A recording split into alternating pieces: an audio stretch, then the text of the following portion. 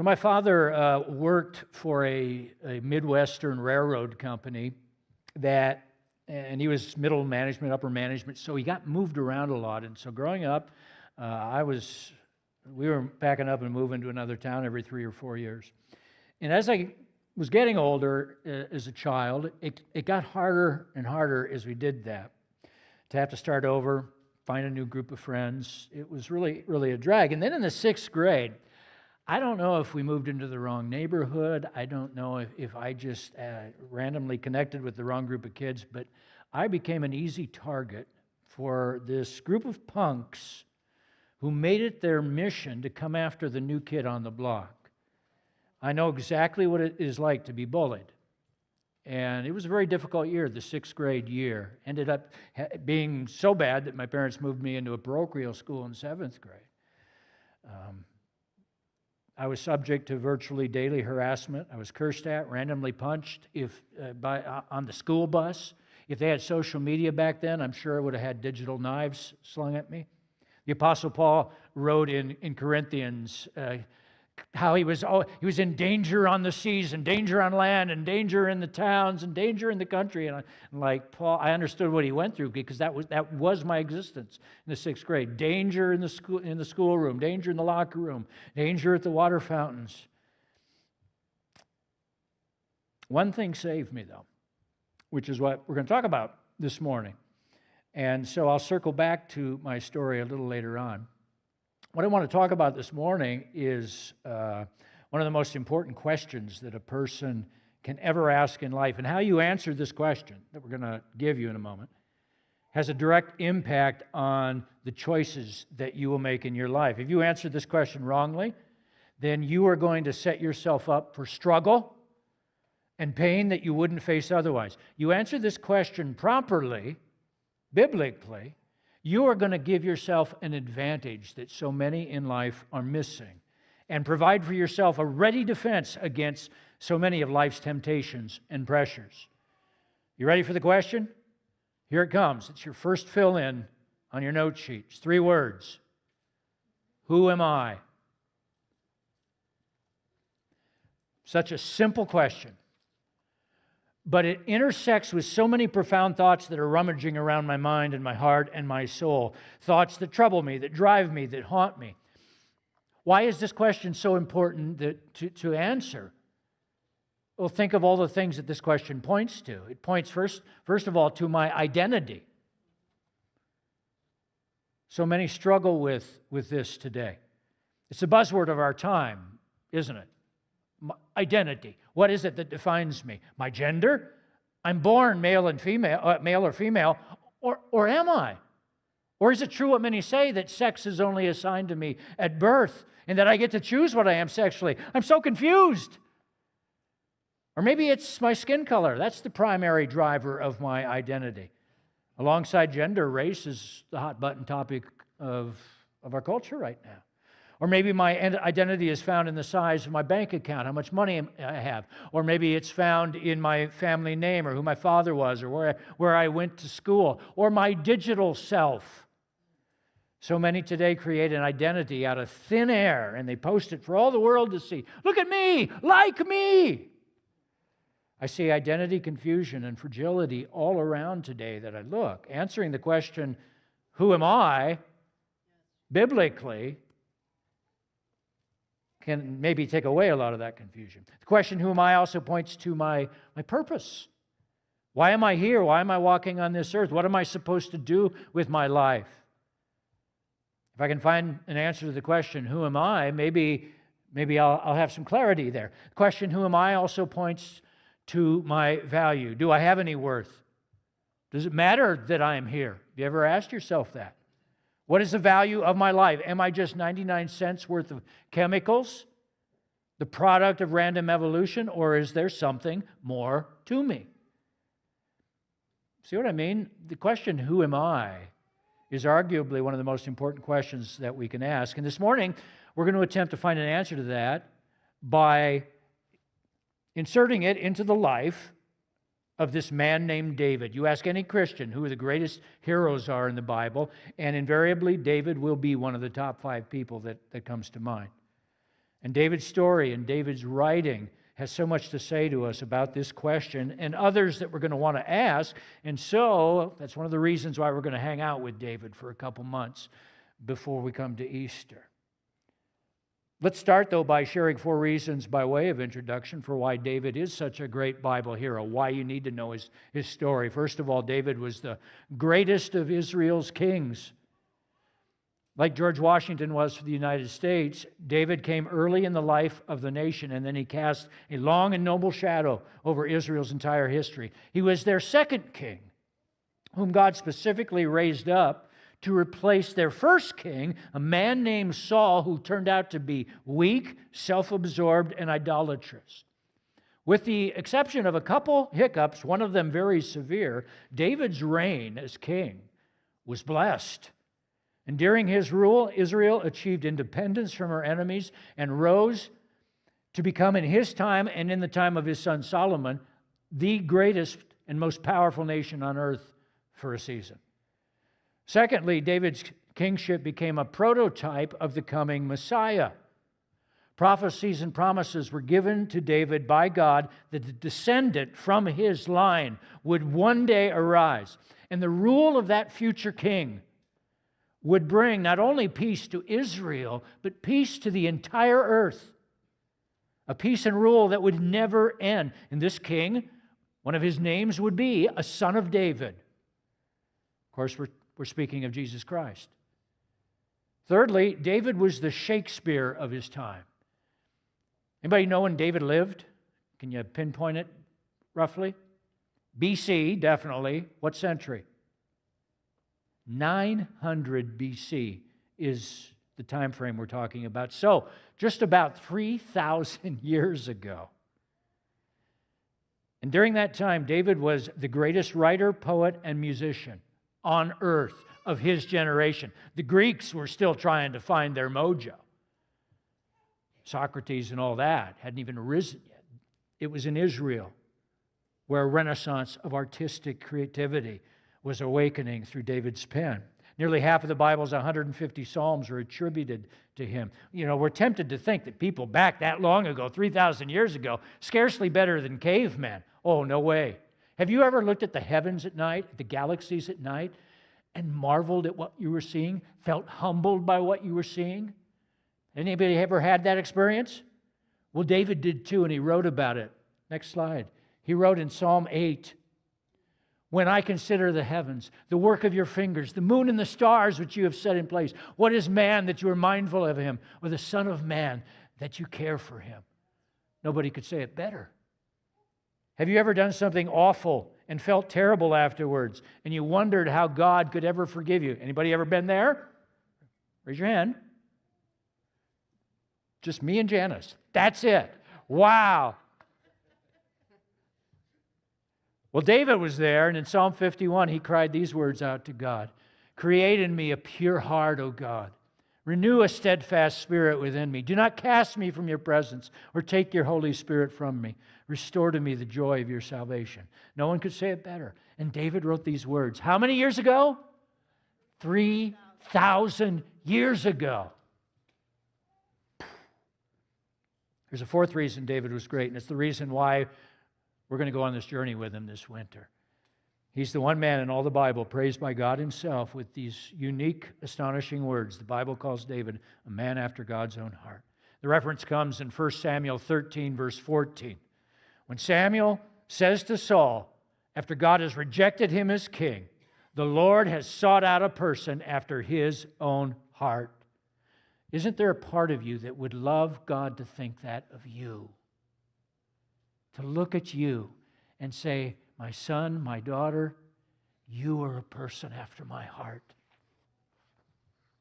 Well, that's what we're going to explore this year. It's our intent in this series for us to learn as fully as we can what that looks like. This is the key to David's greatness. Well, he wasn't born great, and he certainly wasn't recognized as great by those around him, including his own family. So let's turn 1 Samuel chapter 16. That's where we'll pick up the story today. The books of Samuel are found relatively early in the Old Testament. 1 Samuel comes right before 2 Samuel. So Don't tell me I didn't. Don't say I didn't ever help you with anything. 1 Samuel 16 tells the story of how God introduced David to the world. Let's begin with verse 1. There's a couple little lessons that we want to pull out along the way. Verse 1 says this, "The Lord said to Samuel, 'How long will you grieve over Saul, since I have rejected him from being king over Israel? Fill your horn with oil and go. I will send you to Jesse the Bethlehemite, for I have provided for myself a king among his sons.'" Now, we've already mentioned Saul. He is the current king, and the first king that Israel has ever had, and Saul has quickly run Israel into the ground. He is a man of weak faith who, over time, has become mentally unstable, irrational, impulsive, and violent. We're going to look more at his story next week because understand why David was so unique and why his heart was so different. We're going to spend a week or two to talk about Saul. Now, Samuel is Israel's spiritual leader. He is the last of Israel's judges and her greatest prophet at this time. Samuel is a man of great prayer and great integrity. And he's heartsick because he's partially responsible for unleashing Saul on the nation of Israel. But God says to him here in verse 1 in so many words, let's stop feeling bad about this. I'm working here. It's time for action. And there's a quick lesson in that I want you to jot down on your note sheet. Something we should remind ourselves periodically, that God is always working. Jesus said that. He said, "My Father is always working." And when we come to the end of our resources and our abilities, rather than collapse in on ourselves and have a big pity party, what we ought to be doing instead is turning to God. Because with God, there is always hope. Corrie ten Boom was a Holocaust survivor. And she wrote of her experience in a Nazi concentration camp in a classic book called, anybody know? The Hiding Place. You should read that book this year. And in this book, and this was a saying of Corrie ten Boom, she said, "There is no pit so deep that God is not deeper still." There is no pit so deep that God is not deeper still. We're stuck in winter right now. And it's Southern Maryland, and it's a lot better than other winters I've been in, but it's still winter. It's still cold. It's still dark. Yes? But to God, every day is a spring day. Have you ever thought of that? To God, every day is a spring day filled with promise and possibilities. We just need to learn to turn to Him in the winter of our lives when everything is dark and cold. Nobody knows it yet in the story. But even as Saul is unleashing terrible winter on Israel, God's about to turn the lights out on him. Nobody knows it. It's about to change. And God is about to bring in the dawning of a new age. Because with God, there's always hope. All the way to the time of death, if you remember the thief on the cross, there is always hope for anyone who says, I'm grabbing hold of Jesus. I know it's late in my life and I've messed it, but I'm grabbing hold of Jesus and I'm hanging on tight. For a person like that, there is hope because God is always working. God, there's that song that Rob's taught us. God is working right now. Remember that's I got to have Rob do that again when he leads worship. How does that go? Oh, never mind. God is working right now, doing something right now. What is it? Oh, Rob can do it better. That's why worship team C, when Rob is gone and Andrew is gone, you get me. I'm sorry. But lesson number 1, God is always working. Say it like that. Lesson 1, God is always working. Let's look at verses 2 to 5 for the next lesson. God tells Samuel to go to Bethlehem. Interesting, considering that David will be the prototype for the coming Messiah. He's from Bethlehem. Interesting. Get it? Verse 2, but Samuel said, talking to God, how can I go? If Saul hears it, he will kill me. In this little sentence, we gain insight into the web of fear that Saul has spread over everything. Saul, like every tyrant, is desperate to remain in power. And so with the threat of a replacement looming, he sends out his stormtroopers to secure his power. There is a pall of dread and darkness over everything. And we see it again in verse 4. Samuel comes to Bethlehem. And look at how he's greeted in verse 4. Samuel did what the Lord commanded and came to Bethlehem. The elders of the city came to meet him. How did they meet him? Trembling. And they said, "Do you come peaceably?" Samuel replied, "Yes, in peace." And truly he has come in peace, but not the way they think. There's a lesson here about what it means to bring peace to a difficult situation. Coming in peace. Here's the lesson. Coming in peace does not mean you're not going to make waves. It doesn't mean you're not going to ruffle feathers. Sometimes to come peaceably, to bring peace, you have to shake things up. You have to push back against what's wrong. It's like the family that finally decides to deal directly with the alcoholic in its midst, or the addict or the narcissist. Because until you fix what is wrong, there won't be any peace, no matter how calm things appear. Sometimes to heal, you first have to wound. The first part of surgery is the cutting. The first part of learning is the correction, and it hurts, but peace won't come any other way. And then Samuel says, I've come to sacrifice to the Lord. To bring peace requires sacrifice. It requires real effort, rolling up your sleeves, doing hard work. Jesus said, blessed are the peacemakers. Notice what he did not say. He did not say, blessed are the peacekeepers. There's a difference. Peacekeepers do the easy thing. Peacekeepers come along and they sweep everything under the rug. There's nothing to see here, folks. Pay no attention to the person behind the curtain. Everything's all right. Just keep moving. Keeping peace at all costs. Demanding a ceasefire now. Peacemaking, though, is challenging, uncomfortable work. There's nothing more uncomfortable than an intervention where something that is unhealthy, that is evil even, is exposed and unmasked. That requires sacrifice and consecration to undo it. Samuel says next, consecrate yourselves, come to me to the sacrifice. And then he consecrated Jesse and his sons and invited them to the sacrifice. So, important lesson. Bringing peace does not necessarily mean you aren't going to ruffle feathers. Let's move on to verses 6 to 13, which gets to the heart of the story. Verse 6, when they came, Samuel looked at Eliab, and he thought, surely the Lord's anointed is before him. Now Jesse had how many sons? 7 sons. His poor mom.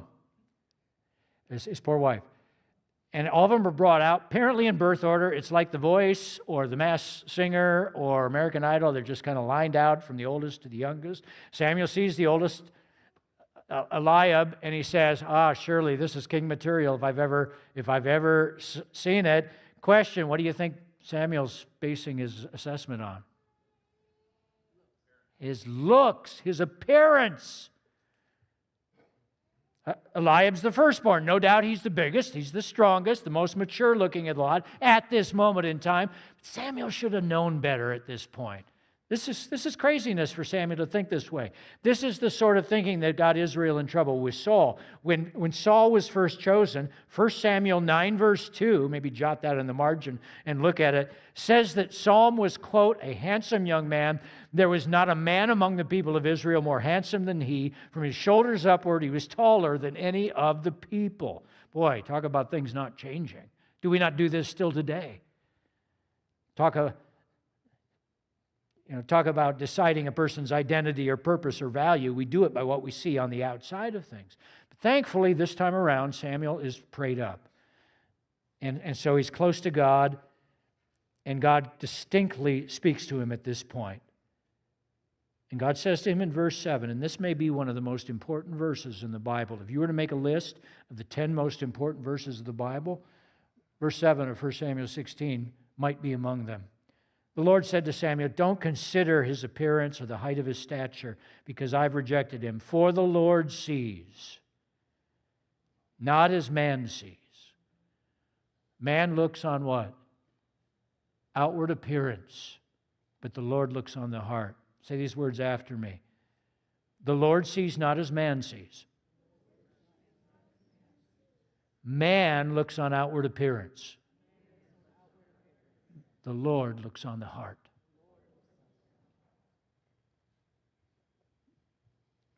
If you have a Bible, you should underline it verse. And it's okay to mark up your Bible. It won't send you to hell or anything. It's a verse worth memorizing as well. If you want to have a good life, a blessed life, a happy life, a successful life, you better drink deeply from that verse that we just read. A person's true identity and true purpose and true value is found here in these words. Samuel doesn't need to be told twice, so he calls the next son in line. Abinadab looks him over. Nope. Then Shammah. Sorry, thanks for playing. In all, 7 sons pass by, and no lights go off in Samuel's spirit. He's confused. God's told him one of the sons of Jesse is the one he's selected. He looks at Jesse perplexed. Verse 11, are all your sons here? Again, the Lord helped Jesse's wife, but no, there's an 8th boy. There's the youngest, Jesse answers, but he's keeping the sheep. Oh, that's a loaded sentence right there. Watching the sheep is the job you give to the runt of the family, to the littlest guy. It's a menial job that nobody wants. It's like cleaning the cat litter. That's what David is doing right now. And it never even occurs to Jesse that this son would be the one under consideration. But Samuel says, send for him. We'll wait. And David is brought in from the fields. Verse 12. And he sent and brought him in. Now he was ruddy, had beautiful eyes, and was handsome, which is not entirely a compliment here. Whereas Saul was a head taller than everybody, muscular, chiseled, he looked the part. This sentence is the author's way of saying that David has scarcely started shaving yet. It's not that David wasn't resourceful, strong, valiant, intelligent. We'll learn in the story of David and Goliath that this young lad David single-handedly has faced down lions and bears in his shepherding duties. But no doubt at the dinner table, whenever David has tried to tell that story, hey, in his voice that probably hasn't changed yet, hey guys, guess what I did today? No doubt all of his brothers tousled his hair. Picture Liam Hemsworth is like Thor, going, oh, what did you do, little brother? Chase away a pack of marauding chipmunks today? How many of you, I'm curious, were the youngest in your family? Quite a few of you. Perhaps you have your own memories of being overlooked? Maybe? Perhaps if that's you, what happens next in the story should thrill you. And the Lord said, arise and anoint him. Verse 13, then Samuel took the horn of oil and anointed him in the midst of his brothers. And the Spirit of the Lord rushed upon David from that day forward. Wow.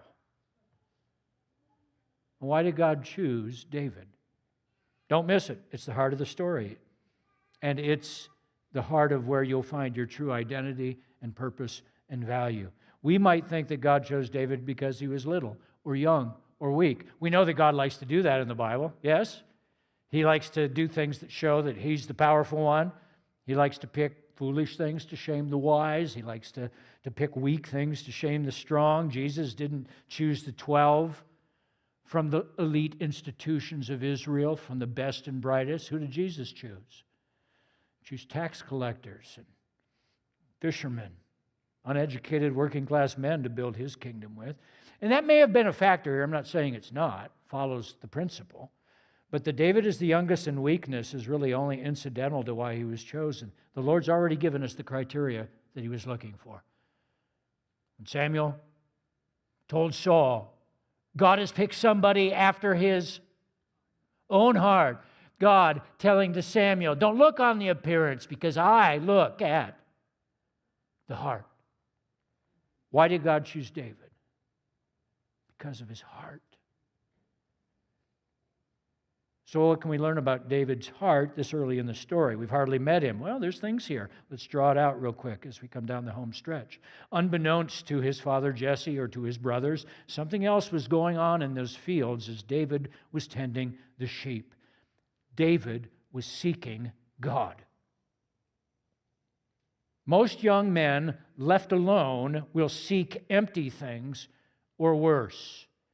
God help the teen or child left alone with a computer or cell phone today. David didn't have those things. You know what he did have? He had something very interesting in his possession that he had with him in the fields because he was practicing with it. Well, slingshot, yes. I'm actually thinking of the lyre, which he must have played. The lyre, which was the guitar of his time. He was practicing lying. Yeah. We think that it's David's sling. We think that it's David's sling that brings him into Saul's court and attention when he slays Goliath. But you read the second half of chapter 16. We don't get to it today. We'll start with it tomorrow. You read the second half. It's David's lyre, his musical ability that brings him into the presence of Saul. So what was David doing with the lyre in those fields? Did he have a garage band? No, but he was writing songs. How do we know that? Because some of those early songs found their way into the Bible. He wrote, again, half of the Bible's 150 psalms. So surely some of them came from this time period in David's life. In fact, I believe his magnum opus, his best psalm ever, Psalm 23, I bet it was written right after this time. You anoint my head with oil, my cup overflows. So if these are the songs that David is writing about his love for God, what does that tell him about his heart? That he loved God with every fiber in his being, and he trusted God with all his might. This young man, ruddy of appearance, scarcely even shaving, had extraordinary, mature faith. And here's the rub. David drew his sense of identity and purpose and value from God and what God thought of him. Because David knew that he mattered to God, then what didn't matter to David? It didn't matter that he was the youngest of the family. It didn't matter that he was despised by his brothers and overlooked by his father.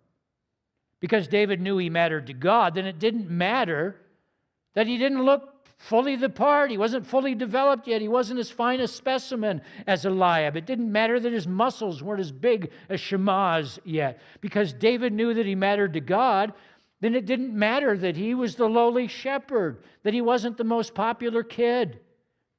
It didn't matter that he didn't have hundreds of Facebook friends. It didn't matter that when he posted one of his psalms online, nobody liked it right away. Didn't matter. What mattered to him is that the most important being in all the universe, the most powerful being in all the universe, that being looked at him, knew him, loved him. David played and sang before an audience of one, and it was from that one that David drew his sense of identity and purpose and value. And this lesson was not lost on me when I was a sixth grader, 11 years old. Not fitting in anywhere and with anyone, and even getting relentlessly bullied. Because of that constant moving, making friends and losing friends, I picked up reading. I began to read a lot during this time. It helped me to pass the time. It fired my imagination. It inspired me to start writing my own stories. In the 3rd and 4th grade, while my classmates were plowing through the Berenstain Bear books, you know what books I was reading in 3rd grade? I was reading the original Frankenstein. I was reading Tom Sawyer. I was reading Great Expectations. 3rd grade. And my favorite book of all, Three Musketeers by Alexandre Dumas, about Athos, Porthos, Aramis, and D'Artagnan, all for one and one for all. That's my favorite novel of all time, Three Musketeers. 3rd grade, 4th grade.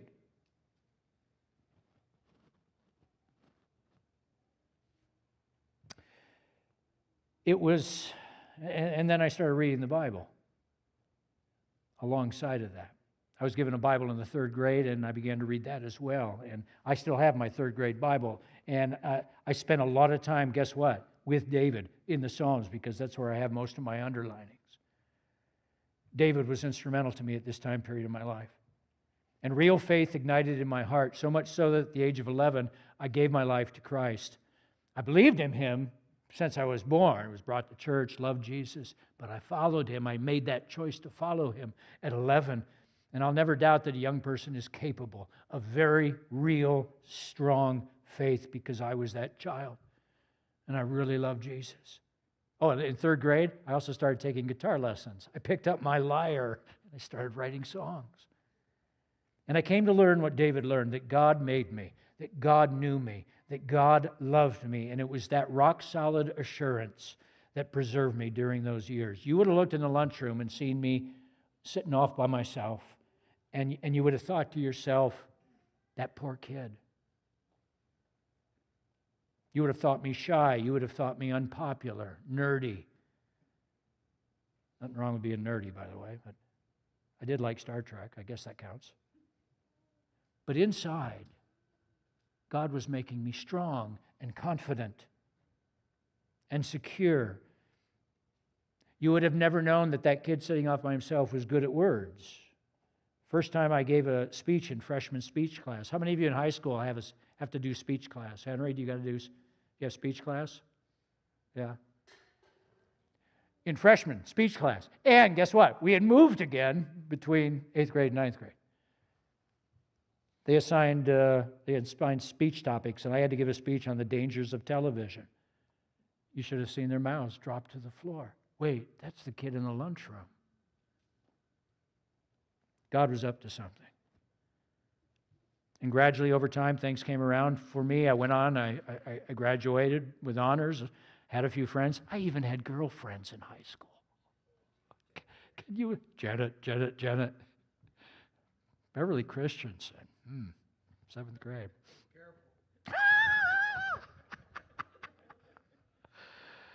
And when Dad moved yet again at the beginning of my senior year this time, from Chicago to Omaha, I said, nope. And I left home, moved back to Chicago in the middle of my senior year at the age of 17. I lived with a friend. I got a 20-hour-a-week job at Kmart. I paid rent at 17. I finished school there, and then after summer, moved on to college, and I had a clear sense of purpose by then. I left those bullies still clinging to their Berenstein Bear books. I met a gorgeous girl from New York named Janice, and the rest, as they say, is history. But none of that would have happened if Jesus Christ had not claimed my heart first. And my friend, whoever's listening here in this room, watching online, or seeing this months from now, you need Jesus Christ now more than ever.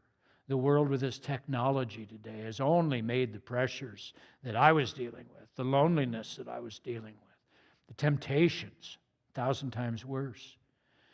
And how this generation needs to hear this again and again, and parents, how you need to speak this truth over your kids again and again and again, that their identity is not defined by Hollywood or Instagram or TikTok.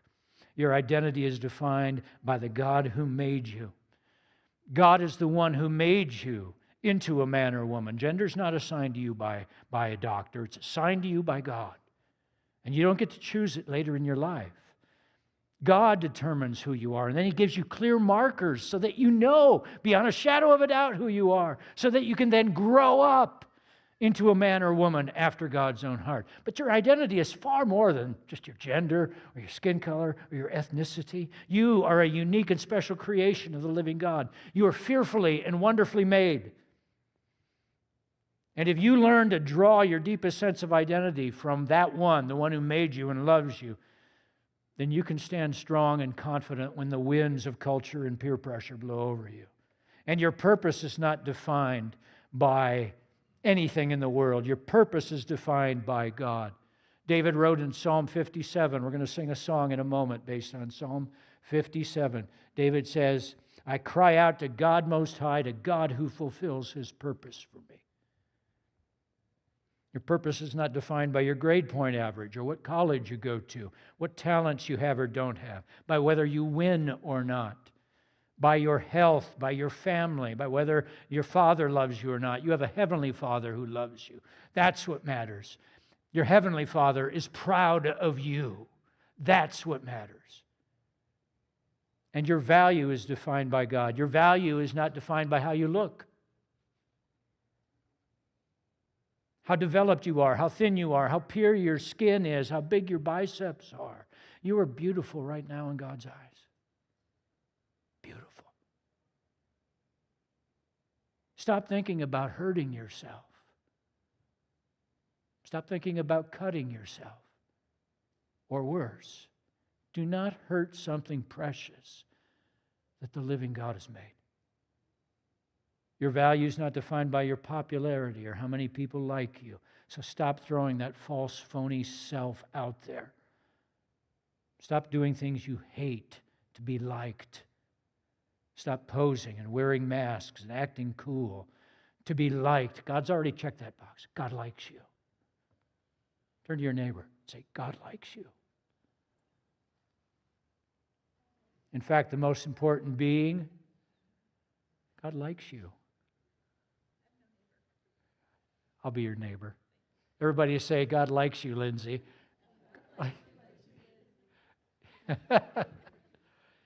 It's better yet, the most important being in all the world loves you. Loves you. And He's dying for you to know Him. In fact, He died for you to know Him, and His name is Jesus Christ. And His arms are open wide to you right now. So, dear ones, here in the room, watching online, somebody stumbles across this message maybe years from now and sees this. Like David, seek God.